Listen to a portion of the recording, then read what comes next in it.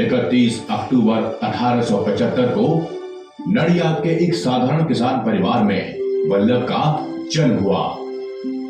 लाडवा और जवेर भाई की इस चौथी संतान को नियति कई महत्वपूर्ण कार्य सौंपने वाली थी। उन्हें 8 वर्ष की आयु में स्कूल में दाखिल किया गया।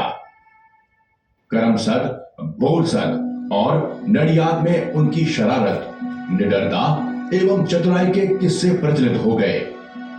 वो अपने अध्यापकों को भी अपना निशाना बनाने से नहीं चूकते थे। जवेरवा से उनका विवाह 17 वर्ष की आयु में हुआ। वल्लभ ने इस बीच अपनी पढ़ाई जारी रखी और 22 वर्ष की आयु में मैट्रिक की परीक्षा में उत्तीर्ण हुए और फिर प्लीडर भी बने।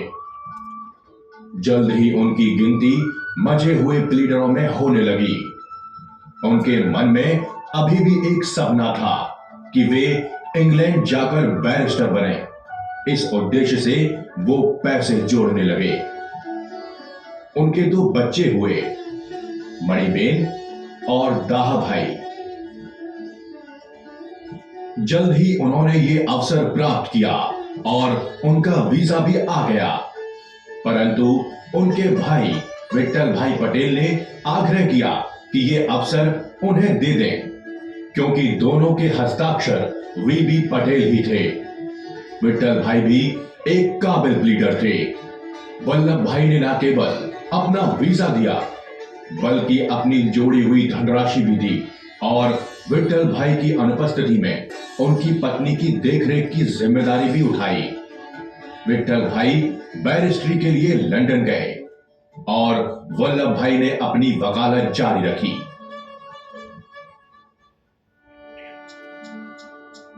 एक दिन मुकदमे की पैरवी करते हुए उन्हें एक तार मिला। उस पर नजर मारकर वो फिर अपनी पैरवी में जुट गए। अपने मुवक्किल को फांसी की सजा से बरी करने के उपरांत ही उन्होंने भारी मन जाहिर किया कि उस तार में उनकी पत्नी जवेरवा के देहांत का समाचार था। वल्लभ भाई पर अब 2 छोटे बच्चे और घर की पूरी जिम्मेदारी आ पड़ी थी। अपनी पत्नी के देहांत के बाद उन्होंने पुनः विवाह नहीं किया।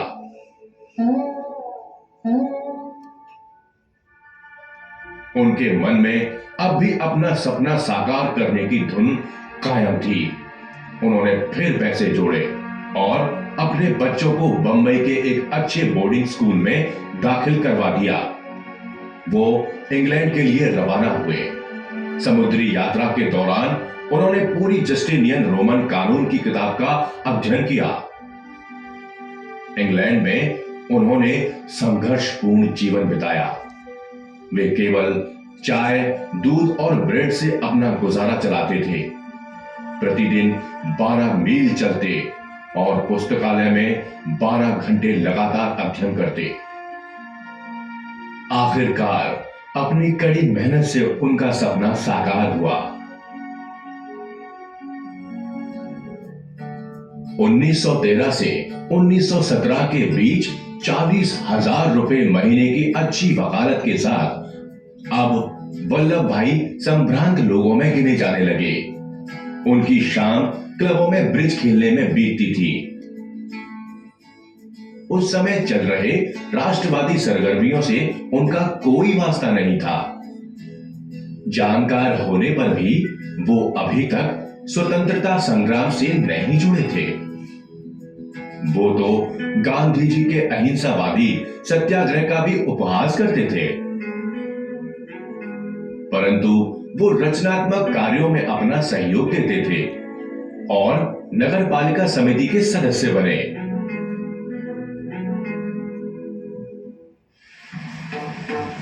उन्नीस 1918 में बाढ़ से फसलों की बर्बादी के बावजूद गुजरात के खेड़ा जिले में लगान में बेरहमी से की गई वृद्धि के विरोध में गांधी जी ने विरोध करने की ठान ली। तब वल्लभ भाई को एहसास हुआ कि गांधी जी वास्तव में कर्मठ पुरुष हैं। और वो भी इस सत्याग्रह में कूद पड़े और अपनी कामयाब वकालत छोड़ दी। सरदार के नेतृत्व में आखिरकार सत्याग्रह सफल हुआ और किसानों को राहत मिली। इससे आजादी की लड़ाई को बढ़ावा मिला।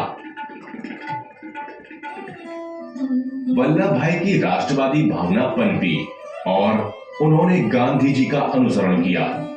ये उनके बीच 30 साल के गहरे संबंधों की शुरुआत थी।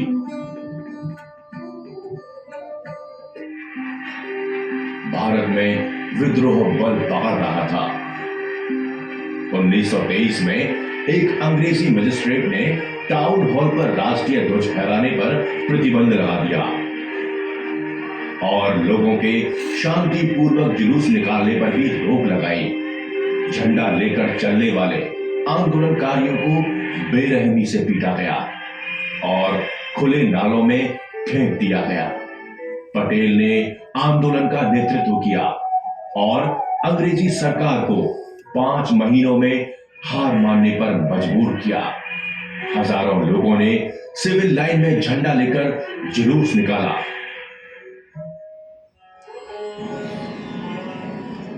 उन्नीस में गुजरात में बाढ़ आ गई। उस समय सरदार नगर पालिका समिति के अध्यक्ष थे। अल्प संसाधनों के होने पर भी उन्होंने विस्तृत राहत कार्यों का आयोजन किया। वाइसराय ने क्षेत्र का सर्वेक्षण किया और दंग रह गए। तुरंत उन्होंने सरदार के नाम 1 करोड़ रुपए की सहायता राशि जारी की। वल्लभ का अगला विरोध हड़िया कर पर हुआ। अंग्रेजों ने हड़िया कर को इस क्षेत्र के उसके काल्पनिक डकैतों से सुरक्षा हेतु जारी किया था। पटेल ने कानूनी तौर पर इसका मुकाबला किया और सरकार को हड़िया कर वापस लेने पर विवश कर दिया। बारडोली क्षेत्र अकाल से पीड़ित हुआ और ऊपर से सरकार ने उन लोगों का लगान भी बढ़ा दिया। पटेल की काबिलियत और लगन को पहचान कर गांधी जी ने उन्हें इस सत्याग्रह का नेतृत्व सौंप दिया। वल्लभ भाई फिर अंग्रेजों के खिलाफ उठ खड़े हुए। उन्होंने बारडोली के गांव-गांव घूमकर लोगों को संगठित किया और विद्रोह के लिए उकसाया। अपने जोशीले भाषणों से वल्लभ भाई ने लोगों में विश्वास जागृत किया और आंदोलन को बल दिया। 80,000 किसानों ने उनका साथ दिया और अंग्रेजी सरकार के कई अत्याचार भी सहे। उनकी जमीन भी जब्त कर ली गई। अंग्रेजी अत्याचारी अफसरों से बचाव हेतु हर गांव में ढोल पीटकर सावधान होने का प्रबंध भी किया। अंग्रेजी हुकूमत को उनका लोहा फिर मानना पड़ा। उनकी वजह पर गांधी जी ने उन्हें सरदार घोषित किया। उनके व्यक्तित्व की सरलता, दृढ़ संकल्प, कर्मनिष्ठा एवं ओजस्व ने उनको राष्ट्रीय स्तर पर मान्यता दिलाई। शीघ्र ही उन्होंने विरोध प्रदर्शनों का आयोजन किया और स्वतंत्रता संग्राम को बढ़ावा दिया। उन्होंने दांडी मार्च,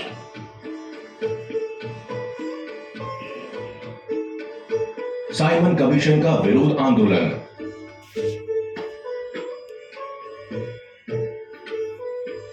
गांधी जी का भारत छोड़ो आंदोलन,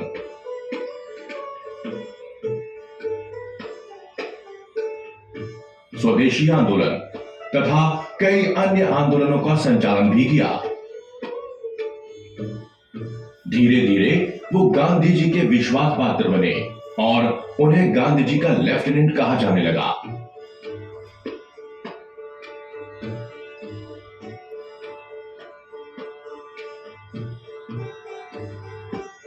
सरदार पटेल ने गांधी जी के मार्गदर्शन में अनेक संस्थाओं की स्थापना की, जैसे साबरमती आश्रम, गुजरात विद्यापीठ, नवजीवन प्रेस, हरिजन सेवक संघ और कई शैक्षणिक संस्थाओं की भी स्थापना की। उनमें से एक विठल कन्या विद्यालय भी था। ये विठल कन्या विद्यालय सरदार के बड़े भाई विठल भाई के स्मरणार्थ बनाया गया है। इस विद्यालय का उद्घाटन 1935 में गांधी जी ने किया। इस विद्यालय में गुजरात के अलावा कई विदेशी छात्राएं भी उच्च शिक्षा प्राप्त करती हैं। ऐसी संस्थाओं की स्थापना में सरदार ने बहुमूल्य योगदान दिया। अंग्रेजी सरकार ने सरदार को कई बार जेलों में बंद किया। पहली बार सरदार 7 मार्च 1930 को गिरफ्तार किए गए। एक बार उन्हें गांधी जी और महादेव भाई देसाई के साथ यरवड़ा जेल में 16 महीनों तक बंद रखा। गांधी जी ने कहा, सरदार में मातृत्व के गुण हैं। जेल में सरदार ने उनकी बहुत सेवा की। दोनों के बीच गहरी समझ और विश्वास था। गांधी जी ने सरदार को जेल में संस्कृत सीखने और भगवत गीता पढ़ने को प्रेरित किया। जेल में बीता समय उनके लिए यातनापूर्ण था और उनका स्वास्थ्य बिगड़ने लगा। सरदार पटेल ठोस कदमों के पक्ष में थे, परंतु उग्रवादी तरीकों का समर्थन नहीं करते थे। असहमत होते हुए भी उन्होंने शहीद भगत सिंह और सुभाष चंद्र बोस के साहस और देशभक्ति की सराहना की। उन्हें ज्ञात था कि केवल अहिंसा और सत्याग्रह आंदोलन से ही अंग्रेजों को भारत छोड़ने पर विवश किया जा सकता है। वो कड़े अनुशासन प्रिय थे। पार्टी के सदस्यों के किसी भी विचलन के विरुद्ध थे। गलत आचरण के लिए उन्होंने पार्टी के वरिष्ठ सदस्यों पर भी अनुशासित कार्यवाही की। 1942 में गांधी जी का भारत छोड़ो आंदोलन निर्णायक था, परंतु अब भी अंग्रेजी सरकार सत्ता सौंपने को राजी नहीं हुई। कांग्रेस और सरकार के बीच कई बातचीत के दौर चले, पर उसका कोई हल नहीं निकल रहा था। काफी विचार विमर्श के बाद कांग्रेस ने महसूस किया कि विभाजन को नहीं टाला जा सकता। अंग्रेज फूट डालने में कामयाब हो गए थे। भारत और पाकिस्तान की रचना निर्धारित हुई। अब कांग्रेस को अपना अध्यक्ष चुनना था। सभी सदस्यों ने एक मत होकर सरदार का चयन किया, परंतु महात्मा गांधी ने आम सहमति के विरुद्ध सरदार पटेल की जगह नेहरू को कांग्रेस का प्रतिनिधि घोषित किया, ताकि वो देश के पहले प्रधानमंत्री बन सके। सरदार ने गांधी जी का आग्रह स्वीकार किया और अपना नामांकन वापस ले लिया। ऐसे सरदार पटेल की जगह नेहरू देश के पहले प्रधानमंत्री बने। महात्मा जानते थे कि सरदार पटेल की कोई राजनीतिक महत्वाकांक्षा नहीं थी। वो केवल अपनी मातृभूमि को स्वतंत्र एवं सुदृढ़ बनाने के इच्छुक थे। सरदार गांधी जी के कुछ निर्णयों से असहमत थे, जैसे बंटवारे के समय पाकिस्तान को 55 करोड़ रुपए देने की गांधी जी की मांग को ना चाहते हुए भी स्वीकार किया।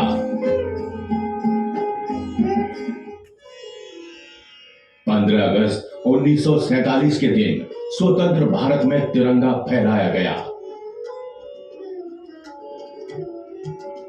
पंडित नेहरू ने प्रधानमंत्री का पद ग्रहण किया और सरदार पटेल उप प्रधानमंत्री बने। सरदार पटेल गृह, सूचना एवं प्रसारण मंत्रालय तथा राजसी रियासत विभाग का कार्यभार भी संभाला।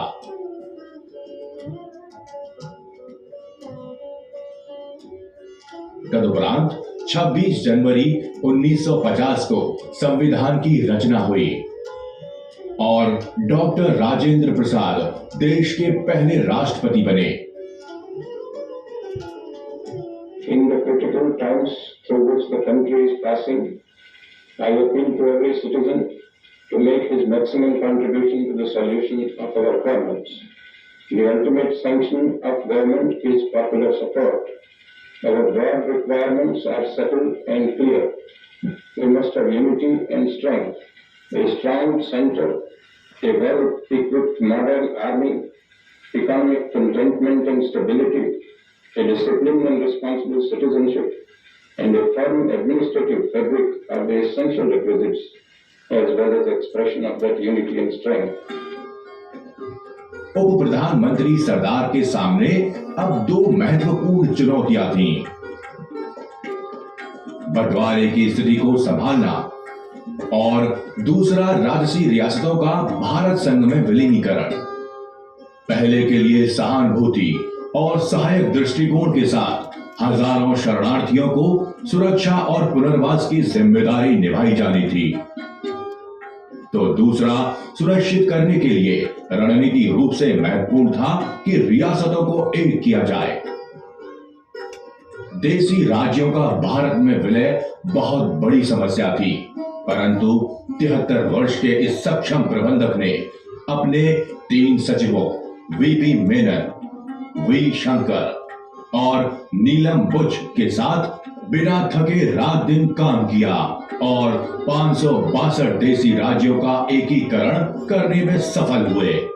इस अद्भुत कार्य को सफलतापूर्वक संपन्न करने हेतु सरदार ने साम दाम दंड भेद की चाणक्य नीति का प्रयोग किया। प्रत्येक रियासत एकीकरण हेतु उन्होंने एक उपयुक्त योजना तैयार की और रजवाड़ों को सूचित किया। सरदार ने रियासतों के विलय के लिए देश भर का दौरा किया। उन्हें ज्ञात था कि पाकिस्तान भी इसी काम में जुटा है और इस कार्य को संपन्न करने के लिए उनके पास बहुत कम समय है। सरदार ने राजसी मुआवजों का प्रस्ताव रजवाड़ों के समक्ष रखा। वो ये मानते थे कि ये भुगतान देश के सुदृढ़ भविष्य के लिए आवश्यक है। कुछ में राष्ट्र प्रेम की भावना जगाकर और कुछ को राज्य प्रमुख का औहदा देकर विलय के लिए राजी किया। उनकी मानसिक प्रवृत्ति की समझ ने और दूरदृष्टि ने इस कार्य को संभव बनाया। सरदार पटेल ने पेचीदा एवं सुरक्षा की दृष्टि से महत्वपूर्ण रियासतों को स्वयं ही संभाला। काठियावाड़ क्षेत्र की जूनागढ़ रियासत एक ऐसा ही उदाहरण है। उन्होंने बड़ी समझदारी से तुरंत ही मामले को सुलझाया और भारत में सम्मिलित किया। राज्य में दौरे के दौरान उन्होंने प्रसिद्ध सोमनाथ मंदिर को ध्वस्त स्थिति में पाया।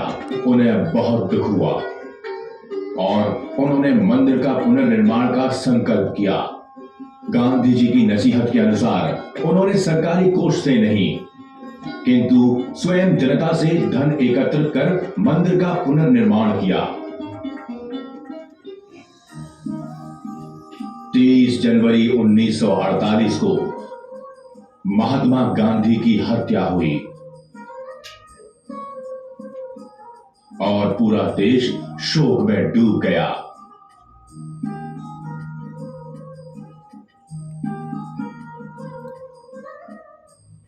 मेरा दिल दर्द से भरा हुआ है।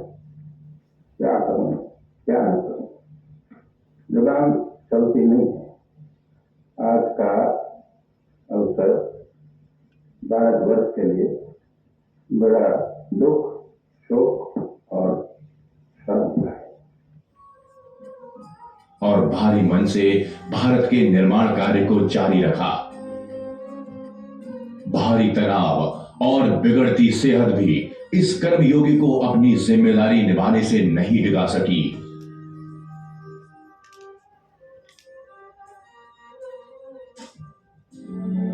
सरदार को कई बार एकीकरण के कार्य में भारत की सैन्य शक्ति का भी प्रयोग करना पड़ा। हैदराबाद के निजाम ने स्वयं को स्वतंत्र घोषित कर अपने क्षेत्र में भारतीय मुद्रा को अवैध घोषित कर दिया। उन्होंने पाकिस्तान को 20 करोड़ रुपए का उधार भी दिया। हैदराबाद में बाहरी आतंकी तत्वों को बुलवाकर निजाम ने कांग्रेस कार्यकर्ताओं और हिंदुओं पर घातक हमले करवाए। सरदार के पास कोई विकल्प नहीं था। उन्होंने सेना को यह विद्रोह कुचलने का निर्देश दिया।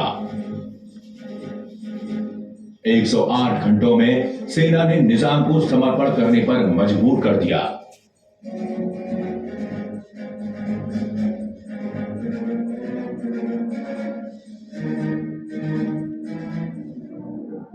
कश्मीर की भी कुछ यही कहानी थी। महाराजा हरि सिंह ने विराम समझौते पर हस्ताक्षर कर भारत या पाकिस्तान में विलीनीकरण का निर्णय स्थगित कर दिया।